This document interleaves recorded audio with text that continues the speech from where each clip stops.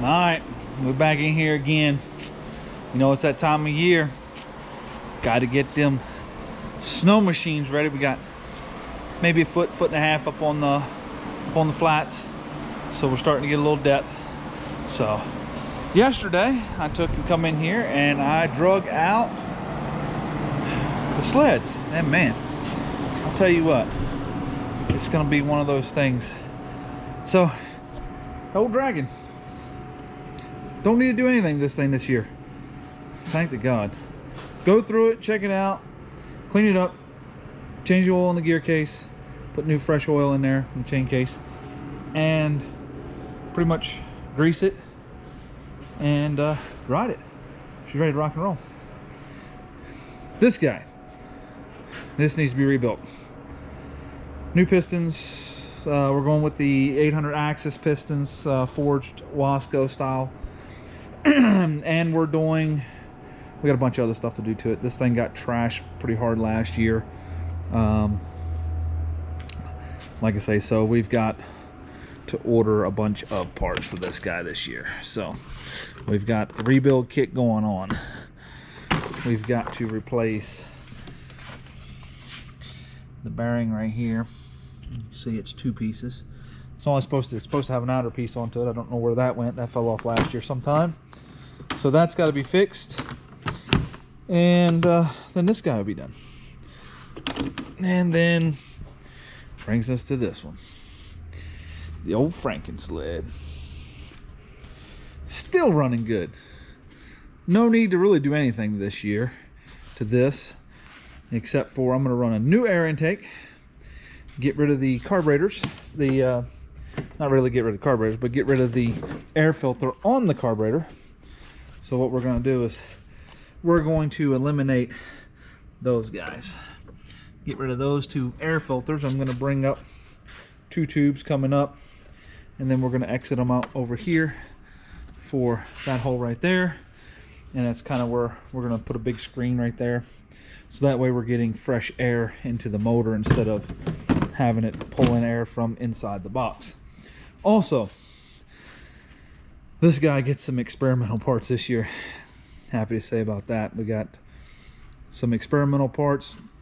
Won't be many videos onto it because they are not out yet. But the kit that I'm putting in this motor is a company that has designed all new cylinders for this guy. So we're going to be pulling these cylinders off here. The head's going to stay on, the cheater head's going to stay onto it, but we're going to pull the actual jugs off of it. And I've got experimental jugs that we're going to put onto it and see how they work before they go into production. So I'm sure there's going to be a couple other people there that are trying those guys out, but they're getting harder to come by. So they are a company that I'm working with has made those. So we are going to be one of the first sleds out in the West Coast to even try those out. So good for that. This guy here, customers, as you can tell, it's needing a little love. So this guy here, we got to go through and check completely out. Guy bought it unknown, unseen, unridden. He did fire it up and start it and stuff, blah blah blah, but hasn't been run that I know of on the trails much. So we got to go through that guy and get it done. A little 155. It's almost exactly like the 155 Dragon that I have. So then over here we've got snow machine horror. This is just snow machine trailers, guys. Man, if I can offer you any advice, never buy a snow machine trailer homemade. This guy here is a prime example. I'm having to cut out every bit of the suspension. It's all wrong. Let me get you guys a light here. It is completely wrong, guys. I mean, so you can see how that shackle there is in front. So you see where that's at. And then you look at this shackle and it's straight up and down. Never cut the old perches off. They just welded new perches on. Here's the original perch. So what had happened was somebody had this trailer and it was a single axle. And they thought, you know, why not make it a dual axle? Well, when they did that, they didn't do it the right way. They didn't put walkers in the center, which is no big deal. You can use a spread axle trailer and you don't need to have a walking beam in the center. Problem with that is that puts a lot of load on whatever axle if you don't have them measured correctly. On this guy, these two tires, when we measured these two tires here, from the center of this tire to the center of that tire was 3 inches difference than the other side. 3 inches. So basically what happens is it's just messed up. So what happens is you see I got the jack underneath here, okay, but if I take this tranny jack out, this side of the trailer falls 4 inches because they didn't have the suspension set up just right. It's tweaked the trailer. So now this trailer is tweaked, which I've got to fix, and you can really see it right here. If you look at that edge there, this whole thing right here is all tweaked all the way down the whole side. The other side is fine. This side here, you can see looks flat, no issues. But this side over here is basically tweaked in. This part of the is in, and which is twisting that whole piece of angle there. So I've got to fix all of that. That's the project for today, is to get that in there. I've got all new spring purchase, center link, rear, front, and then the walker. And then I've got all of the pieces to make up my shackles. New springs and new J-bolts.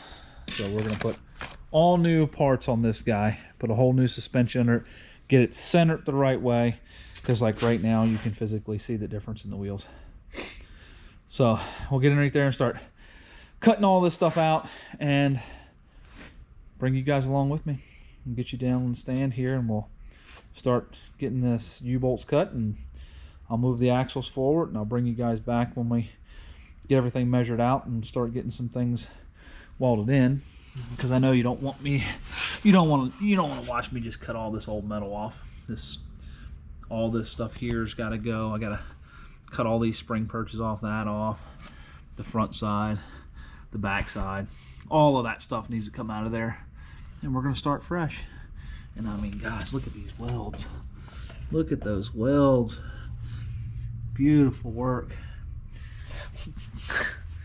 And they were riding this thing around. So all right, guys, stick with us, stay with us. We're going to get some action going on some snow machines. Hopefully we'll get out there this weekend's Thanksgiving, so maybe next weekend we'll try to get out on the snow. We'll see how it goes. If not, I've been delayed on all of my parts. So four-wheeler parts delayed. I don't have my heads, I don't have my pistons, I don't have my gaskets for my rebuild. So we have been put on hold on the KX 500 Suzuki, or KX 500 Kawasaki. So I don't know when we're going to get parts. We're starting to feel the effects of it now, due to COVID, I guess, and ships sitting offshore. So we're running into major parts issues with these. You know, it's just the snow machines and four-wheelers and all that. They're just getting harder and harder to find parts for, guys. All right, stick with us. I'll get back with you. We'll get these axles out of here, and I'll get these perches cut off, and I'll give you guys an update on that trailer. All right, stick with us. Let the spirit say.